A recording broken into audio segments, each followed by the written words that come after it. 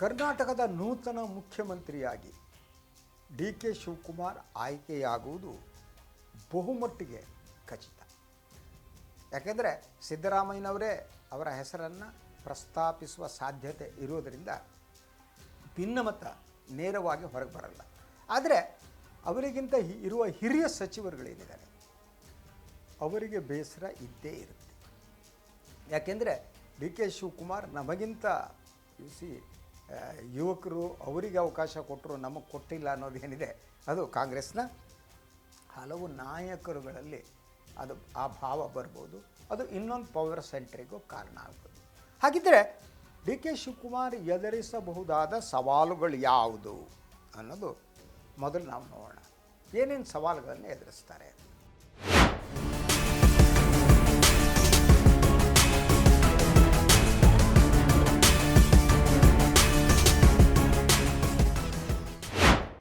ಮೊದಲನೇದಾಗಿ ಅವರು ನಾಳೆ ಶಾಸಕಾಂಗ ಪಕ್ಷದ ಸಭೆಯಲ್ಲಿ ನಾಯಕರಾಗಿ ಆಯ್ಕೆಯಾದರೆ ಸೋಮವಾರ ಮುಖ್ಯಮಂತ್ರಿ ಆಗ್ಬೋದು. ಆದರೆ ತಕ್ಷಣ ಪೂರ್ಣ ಪ್ರಮಾಣದ ಸಂಪುಟವನ್ನು ರಚಿಸುವ ಸ್ಥಿತಿಯಲ್ಲಿ ಅವರಿಲ್ಲ. ಅದಕ್ಕೆ it will take its own time. ಆದ್ದರಿಂದ ಉಪಮುಖ್ಯಮಂತ್ರಿಗಳು ಮತ್ತು ಮುಖ್ಯಮಂತ್ರಿಗಳು ಮಾತ್ರ ಪ್ರಮಾಣ ವಚನ ಸ್ವೀಕರಿಸ್ಬೋದು. ಆದರೆ ಮೊದಲನೇ ಚಾಲೆಂಜ್ ಏನು ಅಂದರೆ ಎಷ್ಟು ಜನ ಉಪಮುಖ್ಯಮಂತ್ರಿಗಳು ಇರಬೇಕು ಅಂತ. ಸೊ ಸಿದ್ದರಾಮಯ್ಯನವರ ಕಾಲದಲ್ಲಿ ಬೇರೆ, ಡಿ ಕೆ ಶಿವಕುಮಾರ್ ಮಾತ್ರ ಉಪಮುಖ್ಯಮಂತ್ರಿ ಇದ್ದರು. ಈಗ ಕನಿಷ್ಠ 2ರಿಂದ 3 ಉಪಮುಖ್ಯಮಂತ್ರಿಗಳು ಇರ್ತಾರೆ ಅಂತ ಹೇಳಲಾಗ್ತಾ ಇದೆ. ಇದಕ್ಕೆ ಸನ್ಮಾನ್ಯ ಡಿ ಕೆ ಶಿವಕುಮಾರ್ ಅವರ ಒಪ್ಪಿಗೆ ಇದ್ದಂತೆ ಇಲ್ಲ. ಅವರು ಕಾಂಗ್ರೆಸ್ ಹೈಕಮಾಂಡ್ ಜೊತೆ ಮಾತಾಡಿದ ಸಂದರ್ಭದಲ್ಲಿ ಒಂದೇ ಉಪಮುಖ್ಯಮಂತ್ರಿ ಸಾಕು ಅಂತ ಹೇಳ್ತಾ ಇದ್ದಾರೆ ಅನ್ನುವ ಮಾಹಿತಿ ಇದೆ. ಆದರೆ ಈಗ ಏನಿದೆ, ಕನಿಷ್ಠ 3 ಉಪಮುಖ್ಯಮಂತ್ರಿಗಳನ್ನು ಮಾಡಬೇಕಾದ ಅನಿವಾರ್ಯತೆ ಇದೆ ಅನ್ನೋದು ಕಾಂಗ್ರೆಸ್ ಹೈಕಮಾಂಡ್ ಮಾತು. ಸೊ ಕಾಂಗ್ರೆಸ್ ಹೈಕಮಾಂಡ್ ಸೋರ್ಸ್ಗಳ ಪ್ರಕಾರ ಒಬ್ಬ ಅಹಿಂದಾದವರಿಗೆ ಹೆಚ್ಚಿನ ಪ್ರಾತಿನಿಧ್ಯ ಕೊಡಲೇಬೇಕು, ಯಾಕಂದರೆ ಅಹಿಂದ ಮುಖ್ಯಮಂತ್ರಿಯನ್ನು ಬದಲಿಸಿದ್ದೀವಿ. ಸೊ ಆದ್ದರಿಂದ 3 ಉಪಮುಖ್ಯಮಂತ್ರಿಗಳು ಬಂದರೆ, ಒಂದು ಲಿಂಗಾಯತರಿಂದ ಒಬ್ಬರಿಗೆ ಉಪಮುಖ್ಯಮಂತ್ರಿ ಸ್ಥಾನ ಕೊಡಲೇಬೇಕು, ಅದರಿಂದ ಅಹಿಂದದಿಂದ ಮುಸ್ಲಿಮರಿಗೆ ಮತ್ತು ಉಳಿದವರಿಗೆ ಕೊಡಲೇಬೇಕು ಅಂತ. ಸೊ ಅದರಿಂದ 3 ಉಪಮುಖ್ಯಮಂತ್ರಿಗಳದ್ದೇನಿದೆ ಇದು ಮೊದಲ ಸಮಸ್ಯೆಯಾಗಿ ಡಿ ಕೆ ಅವರನ್ನು ಕಾಡಬಹುದು. ಸೊ ಆದರೆ ತಕ್ಷಣ ಅವರು ಹೈಕಮಾಂಡ್ ಮಾತನ್ನು ತಿರಸ್ಕರಿಸುವ ಸ್ಥಿತಿಯಲ್ಲಿ ಇಲ್ಲ. ಅವರು ಈಗ ಸ್ವಲ್ಪ ಕಾಲ ಆದರೂ ಕೂಡ ತಮ್ಮ ಪೊಸಿಷನನ್ನು ಗಟ್ಟಿಗೊಳಿಸಿಕೊಳ್ಳುವವರೆಗೆ ಅವರು ಹೈಕಮಾಂಡ್ ಮಾತನ್ನು ಕೇಳಲೇಬೇಕಾಗಿದೆ. ಅವರಿಗೆ ಬೇರೆ ದಾರಿ ಇಲ್ಲ. ಆದರೆ ಹೈಕಮಾಂಡ್ ಭಾಳ ಸ್ಪಷ್ಟವಾಗಿ ಈಗ ಸಿದ್ದರಾಮಯ್ಯನವರನ್ನು ಸಮಾಧಾನಪಡಿಸುವ ಹೆಜ್ಜೆಯನ್ನು ಇಡುವ ಸಾಧ್ಯತೆ ಹೆಚ್ಚು. ಹಾಗಿದ್ದರೆ ಸಿದ್ದರಾಮಯ್ಯನವರು ಸಮಾಧಾನ ಪಡಿಸೋದು ಹೇಗೆ? ಒಂದು, ಸಿದ್ದರಾಮಯ್ಯನವರ ಆಪ್ತರು ಯಾರ್ಯಾರಿದ್ದಾರೆ ಅವರಿಗೆ ಸಂಪುಟದಲ್ಲಿ ಸ್ಥಾನ ಕೊಡೋದು. ಅವರ ಕೈಯಲ್ಲೇ ನಿಮ್ಮ ಸಂಪುಟದಲ್ಲಿದ್ದಂತಹ ಯಾವ ವ್ಯಕ್ತಿಯನ್ನು ಕೈ ಬಿಡಬೇಕು ಹೇಳಿ ಅನ್ನುವ ಪ್ರಸ್ತಾವನೆಯನ್ನು ಅವರ ಮುಂದೆ ಇಟ್ಟು ಅವರಿಗೆ ಬೇಸರ ಆದರೆ ಅವರು ಸಿದ್ದರಾಮಯ್ಯನವರ ಮೇಲೆ ಬೇಸರ ಪಡಬೇಕು ಅನ್ನೋ ವಾತಾವರಣವನ್ನು ಸೃಷ್ಟಿಸಬಹುದು. So that is the major thing. ಆದರೆ ಇರುವುದೇನು ಅಂತ ಸಮಸ್ಯೆ ಅಂದರೆ ಸಂಪುಟ ಹೇಗಿರುತ್ತೆ ಮತ್ತು ಸಂಪುಟವನ್ನು ಹೇಗೆ ರಚಿಸಬೇಕು ಅನ್ನೋದು ಸನ್ಮಾನ್ಯ ಡಿ ಕೆ ಶಿವಕುಮಾರ್ ಅವರ ಮುಂದಿರುವ ಬಹುದೊಡ್ಡ ಸವಾಲು.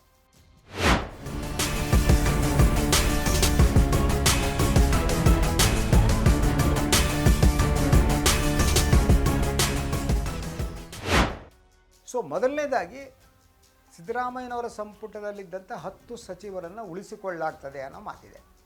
ಆ 10 ಉಳಿಸಿಕೊಂಡ್ರೆ ಇನ್ನು 24 ಮುಖ್ಯಮಂತ್ರಿಗಳು ಸೇರಿ 23 ಜನ ಉಳ್ಕೋತಾರೆ. ಈ 23 ಜನರನ್ನು ಯಾರಿಗೆ ಕೊಡಬೇಕು ನೀವು ಅಂದರೆ, ಇಲ್ಲಿ ಮಂತ್ರಿಗಳಾಗುವುದಕ್ಕೆ ಕಾಯ್ತಾ ಇರೋದಿಲ್ಲ. 136 ಶಾಸಕರಲ್ಲಿ ಹಲವರಿದ್ದಾರೆ, ಸೀನಿಯರ್ಸ್ ಇದ್ದಾರೆ. ನಿಮ್ಗೆ ಗೊತ್ತು, ಅದೆಲ್ಲ ಅವರು ಟೀಮ್ ಮಾಡ್ಕೊಂಡು ಸೀನಿಯರ್ಸು ಡೆಲ್ಲಿಗೆ ಹೋಗಿ ಎಲ್ಲ ಆಗಿತ್ತು. ಆದ್ದರಿಂದ ಸೀನಿಯರ್ಸನ್ನು ಕನ್ಸಿಡರ್ ಮಾಡಬೇಕು, ಬಿಡೋಕ್ಕಾಗಲ್ಲ. ಅದರ ಜೊತೆಗೆ ಪ್ರಥಮ ಬಾರಿಗೆ ಆಯ್ಕೆಯಾದವರು ಅವರನ್ನು ಕೂಡ ಕನ್ಸಿಡರ್ ಮಾಡಿ ಬಿಡೋಕ್ಕಾಗಲ್ಲ. ಯಾಕಂದರೆ ಅದರಲ್ಲಿ ಈ ಪ್ರಥಮ ಬಾರಿಗೆ ಆಯ್ಕೆಯಾದ ಸುಮಾರು 30ಕ್ಕೂ ಹೆಚ್ಚು ಶಾಸಕರೇನಿದ್ದಾರೆ ಅವರು ಪಕ್ಕಾ ಶಿವಕುಮಾರ್ ಅವರ ಬೆಂಬಲಿಗರು. ಆದ್ದರಿಂದ ಅವರನ್ನು ಕೂಡ ಕೈ ಬಿಡುವ ಸ್ಥಿತಿಯಲ್ಲಿ ಅವರಿಲ್ಲ. ಹಾಗಿದ್ರೆ ಅಕೊಮಡೇಟ್ ಮಾಡೋದು ಹೇಗೆ? ಹಿರಿಯರನ್ನ ಅಕೊಮಡೇಟ್ ಮಾಡಬೇಕು, ಸಿದ್ದರಾಮಯ್ಯನ ಬೆಂಬಲಿಗರನ್ನ ಅಕೊಮಡೇಟ್ ಮಾಡಬೇಕು, ಯುವಕರನ್ನು ಅಕೊಮಡೇಟ್ ಮಾಡಬೇಕು. ಅದಾದಮೇಲೆ ಅವರ ಜೊತೆಗೆ ಮೊದಲಿಂದ ನಿಂತಹ ಕಟ್ಟಾ ಬೆಂಬಲಿಗರು ಅವರನ್ನು ಅಕೊಮಡೇಟ್ ಮಾಡಬೇಕು. ಸೊ ಇದರ ಸಮತೋಲನವನ್ನು ಅವರು ಕಾಯೋದೇನಿದೆಯಲ್ಲ ಅದು ಡಿ ಕೆ ಅವರ ಮುಂದಿರುವ ಬಹುದೊಡ್ಡ ಸವಾಲು. ಸೊ ಸೆಕೆಂಡ್ ಒನ್, ಹಾಗಿದ್ರೆ ಎರಡನೇ ಸವಾಲು ಯಾವುದು? ಅದು ಅಹಿಂದ ರಾಜಕಾರಣ. ಅಂದರೆ ಸೊ ಸಿದ್ದರಾಮಯ್ಯನವರು ಬಂದ ಕಾಲದಿಂದ ಕಾಂಗ್ರೆಸ್ ರಾಜಕಾರಣ ಅಹಿಂದ ರಾಜಕಾರಣದ ಶಕ್ತಿಯ ಮೇಲೆ ಬೆಳೆತೊಡಗಿತು. ಕಾಂಗ್ರೆಸ್ಸಿಗೆ ರಕ್ತ ಮಾಂಸವನ್ನು ತುಂಬಿದ್ದು ಅಹಿಂದ ಶಕ್ತಿ. ಅಲ್ಪಸಂಖ್ಯಾತರು, ಹಿಂದುಳಿದ ವರ್ಗದವರು, ದಲಿತರು ಕಾಂಗ್ರೆಸ್ ಬೆನ್ನಿಗೆ ನಿಂತರು. ಸೊ ಇದಕ್ಕೆ ಪೂರಕವಾಗಿ ರಾಹುಲ್ ಗಾಂಧಿಯವರು ಕೂಡ ತಮ್ಮ ಭಾರತ ಯಾತ್ರಾ ಕಾರ್ಯಕ್ರಮದ ನಂತರ ಅವರು ಈ ಸಾಮಾಜಿಕ ನ್ಯಾಯದ ಬಗ್ಗೆ ಮಾತನಾಡ್ತಾ ಅದೇ ರೀತಿ ಹಿಂದುಳಿದ ವರ್ಗಗಳ ಬಗ್ಗೆ ಮಾತನಾಡ್ತಾ ಜನಗಣತಿಯ ಬಗ್ಗೆ ಮಾತನಾಡ್ತಾ ಕಾಂಗ್ರೆಸ್ನ ಈ ತಾತ್ವಿಕ ನೆಲಗಟ್ಟನ್ನು ಬಲಪಡಿಸುವ ಕೆಲಸವನ್ನು ಮಾಡಿದರು. ಈಗ ಈ ಅಹಿಂದ ಶಕ್ತಿಯನ್ನು ಉಳಿಸಿಕೊಳ್ಳುವುದು ಹೇಗೆ? ಇದು ಶಿವಕುಮಾರ್ ಮುಂದಿರುವ ಬಹುದೊಡ್ಡ ಸವಾಲು. ಕೇವಲ ಮಂತ್ರಿಮಂಡಲದ ಮೇಲೆ ಅಥವಾ ಮಂತ್ರಿಮಂಡಲದಲ್ಲಿ ಅಹಿಂದ ಶಾಸಕರಿಗೆ ಸಚಿವ ಸ್ಥಾನ ಕೊಡೋದು ಮಾತ್ರ ಅಲ್ಲ, ಅದನ್ನು ಕೊಡಬಹುದು. ಆದರೆ ಅದನ್ನು ಮೀರಿ ಸಿದ್ದರಾಮಯ್ಯನವರು ಅನುಸರಿಸ್ತಾ ಬಂದ ನೀತಿ ಇದೆಯಲ್ಲ ಅದನ್ನು ಬದಲಿಸ್ತಾರೋ ಅದನ್ನು ಮುಂದುವರಿಸ್ತಾರೋ. ಫಾರ್ ಎಕ್ಸಾಂಪಲ್, ಅವರು ಕೊನೆಯ ದಿನ ಹಿಂದುಳಿದ ವರ್ಗದ ಆಯೋಗದ ವರದಿಯನ್ನು ಸ್ವೀಕಾರ ಮಾಡಿದರು. ಆ ವರದಿ ಏನಿದೆ, ಆ ವರದಿಯಲ್ಲಿ ಜಾತಿವಾರು ಮತ್ತು ಧರ್ಮವಾರು ಜನಸಂಖ್ಯೆಯ ವಿವರವನ್ನು ನೀಡಲಾಗಿದೆ. ಇದು ಒಂದು ಕಾಂಟ್ರಾವರ್ಸಿಯನ್ನು ಸೃಷ್ಟಿಸುವ ಎಲ್ಲ ಅಪಾಯ ಇದೆ. ಯಾಕೆಂದರೆ ಕರ್ನಾಟಕದಲ್ಲಿ ಅತಿ ಹೆಚ್ಚು ಜನಸಂಖ್ಯೆ ಇರುವುದು ಮೊದಲ ಸ್ಥಾನ ಮುಸ್ಲಿಮರಿಗೆ ಅಂತ ಹೇಳಲಾಗ್ತಾ ಇದೆ. ಅದರ ಜೊತೆಗೆ ಈ ವರದಿ ಪ್ರಕಾರ ಸೊ ಲಿಂಗಾಯತರಿಗೆ 11%, ಒಕ್ಕಲಿಗರಿಗೆ 10%, ಹಾಗೆಯೇ ಕುರುಬರಿಗೆ 8%, ಈ ರೀತಿ ಅಂಕಿಅಂಶಗಳಿವೆ. ಈ ವರದಿ ಏನು ಮಾಡ್ತಾರೆ ಅವರು? ಇದು ಬಹುದೊಡ್ಡ ಸವಾಲು ಡಿ ಕೆ ಅವರ ಮುಂದೆ. ಇದರಲ್ಲಿ ಅವರು ಸ್ವಲ್ಪ ತಪ್ಪು ಹೆಜ್ಜೆ ಇಟ್ಟರೂ ಕೂಡ ಅವರು ಸಮಸ್ಯೆ ಸಿಕ್ಕಾಕತ್ತಾರೆ. ಅಹಿಂದ ಸಮುದಾಯ ಈಗಲೇ ಎಚ್ಚರಿಕೆಯನ್ನು ನೀಡ್ತಾ ಇದೆ. ಆದ್ದರಿಂದ ಅಹಿಂದ ಸಂರಕ್ಷಣೆ ಇದೆಯಲ್ಲ, ಅವರ ಹಿತಾಸಕ್ತಿಯನ್ನು ಕಾಪಾಡೋದಿದೆಯಲ್ಲ, ಅದು ಡಿ ಕೆ ಅವರ ಮುಂದೆ ಇರುವ ಬಹುದೊಡ್ಡ ಸವಾಲು. ಇದನ್ನು ಅವರು ಹೇಗೆ ಎದುರಿಸ್ತಾರೆ? ಸ್ವಲ್ಪ ತಪ್ಪು ಹೆಜ್ಜೆ ಇಟ್ಟರೂ ಕೂಡ ಅವರು ಪ್ರಾಬ್ಲಮ್ ಸಿಕ್ಕಾಗ್ತಾರೆ. ಹಾಗೆಯೇ ಅವರ ವ್ಯಕ್ತಿತ್ವ ಇದೆಯಲ್ಲ, ಸಿದ್ದರಾಮಯ್ಯನವರ ವ್ಯಕ್ತಿತ್ವ ಮತ್ತು ಡಿ ಕೆ ಅವರ ವ್ಯಕ್ತಿತ್ವ ನಡುವೆ ಬಹಳ ವ್ಯತ್ಯಾಸಗಳಿವೆ. ಸಿದ್ದರಾಮಯ್ಯನವರಿಗೆ ಅವರದ್ದೇ ಆದ ಒಂದು ರಾಜಕೀಯ ಚಿಂತನೆ ಇದೆ ಅಂತ. ಡಿ ಕೆ ಶಿವಕುಮಾರ್ ರಾಜಕೀಯ ಚಿಂತನೆ ಯಾವುದು ಅನ್ನೋದು ಅರ್ಥ ಮಾಡಿಕೊಳ್ಳುವುದು ಕಷ್ಟ.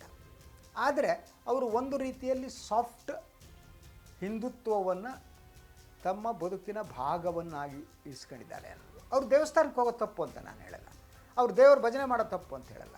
ಆದರೆ ಸದನದಲ್ಲಿ ಅವರು ಸದಾವತ್ಸಲ ಹೇಳಿದ ರೀತಿ ಇದೆಯಲ್ಲ, ಇಂತಹ ಅವರ ನಡವಳಿಕೆಗಳಿವೆ, ಅದು ಮುಖ್ಯಮಂತ್ರಿ ಆದ ಮೇಲೆ ಅವರಿಗೆ ಬಹುದೊಡ್ಡ ಸವಾಲಾಗುವ ಸಾಧ್ಯತೆಗಳಿವೆ. ಇಂತಹ ಸವಾಲುಗಳನ್ನು ಅವರು ಹೇಗೆ ಎದುರಿಸ್ತಾರೆ? ಅಹಿಂದದಿಂದ ಸಾಫ್ಟ್ ಹಿಂದುತ್ವದೆಡೆಗೆ ಕಾಂಗ್ರೆಸ್ಸನ್ನು ತೆಗೆದುಕೊಂಡು ಹೋಗ್ತಾರೆ. ಹಾಗೆ ತೆಗೆದುಕೊಂಡು ಹೋದರೆ ಅದಕ್ಕೆ ರಾಹುಲ್ ಗಾಂಧಿಯವರು ಒಪ್ಪಿಗೆ ಇದೆಯಾ? ಅವರು ಈಗಲೇ ಅವರ ನಂಬಿಕೆ ಮುಖ್ಯಮಂತ್ರಿ ಸ್ಥಾನಕ್ಕೆ ಅವರು ಪ್ರಮಾಣವಚನ ಸ್ವೀಕರಿಸೋದು ಕೂಡ ಜ್ಯೋತಿಷಿ ಅವರ ಹತ್ರ ಅವರು ಸಮಯವನ್ನು ಕೇಳ್ತಾರೆ. ಅಷ್ಟರ ಮಟ್ಟಿಗೆ ನಂಬಿಕೆ ಅವರಿಗೆ.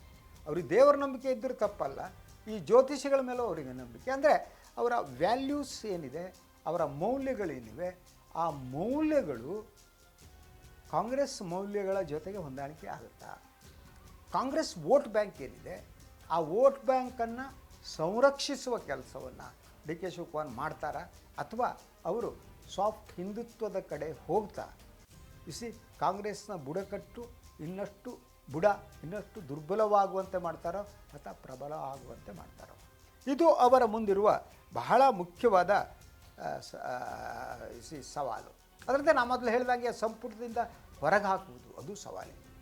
ಈಗ ಬರುವ ಮಾಹಿತಿ ಪ್ರಕಾರ ಸಿದ್ದರಾಮಯ್ಯ ಸಂಪುಟದಲ್ಲಿದ್ದರೆ ಸುಮಾರು 20 ಜನರನ್ನು ಕೈ ಬಿಡ್ತಾರೆ ಅಂತ ಹೇಳಲಾಗ್ತಾ ಇದೆ. ಅವರು ನಿಜವಾಗಿ ಕೈ ಬಿಟ್ಟರೆ, ಅದು ಅವರಿಗೆ ಸಾಧ್ಯ ಆದರೆ, ಅದಕ್ಕೆ ಹೈಕಮಾಂಡ್ ಒಪ್ಪಿಗೆ ಕೊಟ್ಟರೆ ಇನ್ನೊಂದು ಪವರ್ ಸೆಂಟರ್ ಕ್ರಿಯೇಟ್ ಆಗುತ್ತೆ.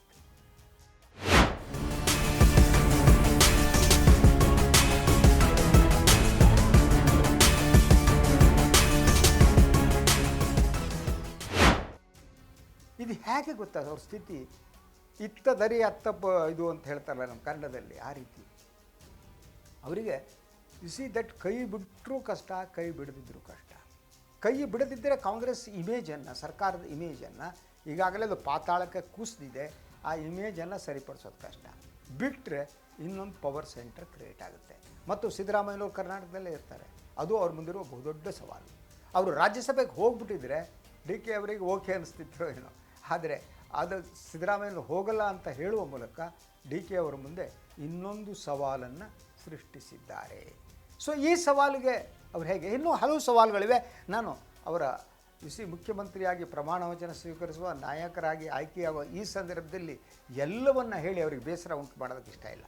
ಅವರ ಮುಂದೆ ಬೆಟ್ಟದಷ್ಟು ಸವಾಲುಗಳಿವೆ. ಈ ಸವಾಲುಗಳನ್ನು ಅವರು ಹೇಗೆ ಎದುರಿಸ್ತಾರೆ ಅನ್ನೋದು ಬಹಳ ಮುಖ್ಯವಾದ್ದು. ಅವ್ರು ಏನು ಮಾಡ್ತಾರೆ ನೋಡೋಣ. ನಾಳೆನೂ ಭಾಳ ಮಹತ್ವದ ದಿನ, ಸೋಮವಾರ ಕೂಡ ಮಹತ್ವದ ದಿನ. ಅವತ್ತು ಬಹುಮಟ್ಟಿಗೆ ಅವರು ಪ್ರಮಾಣ ವಚನ ಸ್ವೀಕಾರ ಮಾಡ್ತಾರೆ. ಅದಾದ ಮೇಲೆ ಮತ್ತೆ ತಮ್ಮ ಜೊತೆಗೆ ನಾನು ಮಾತಾಡ್ತೀನಿ.